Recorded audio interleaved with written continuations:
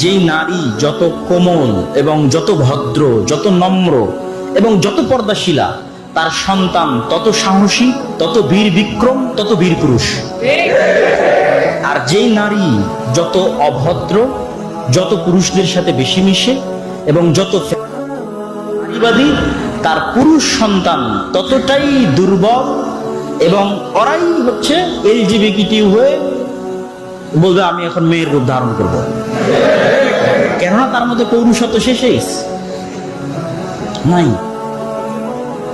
এই যে আপনি বাস্তবে পরীক্ষা করে দেখতে পারেন। আর শয়তান এই জিনিসটা চায়। এই জন্য খালিদ ইবনুল ওয়ালিদ, তারেক বিন জিয়াদ কেমন মেয়ের পেট থেকে জন্ম নিবে যে খুবই কোমল, খুবই নম্র, খুবই পর্দাশীলা, তার পেট থেকে খুবই ভয়ঙ্কর লেভেলের বীর বিক্রম, বীর পুরুষ, বীর মুজাহিদ জন্ম।